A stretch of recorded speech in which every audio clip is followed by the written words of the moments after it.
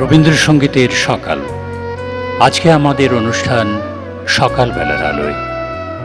রবীন্দ্রনাথের চেতনায় আলো আর আনন্দ, জেগে ওঠা আর জীবনচর্যার ছন্দযাপন, তারই উদযাপনের প্রয়াস আমাদের এই অনুষ্ঠান। শিল্পী পাঞ্চালী ধর এই অনুষ্ঠানে রবীন্দ্রনাথের গান কণ্ঠে নেবেন। আমার উপরে ভার পড়েছে সামান্য একটু সূত্র যোজনার। সকালবেলার আলোয় রবীন্দ্রসঙ্গীতের সকাল। এই প্রতিদিনের আলোক এ তো কেবল ফুলের বনে এবং শস্যের খেতে আসছে না, এ যে রোজই সকালে আমাদের ঘুমের পর্দা তুলে দিচ্ছে। আমাদেরই কাছে এর কি কোনো কথা নেই?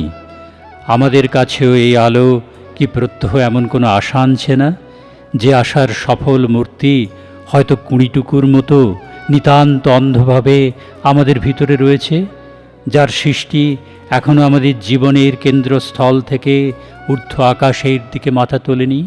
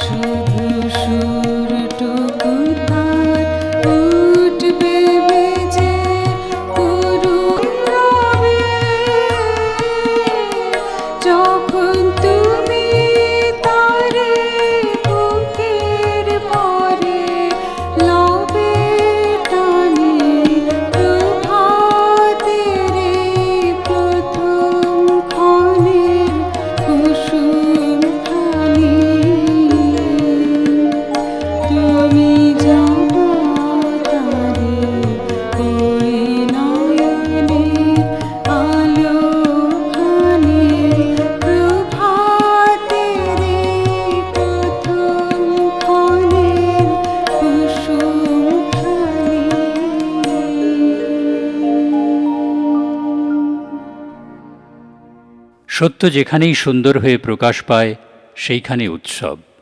সে প্রকাশ কবেই বা বন্ধ আছে?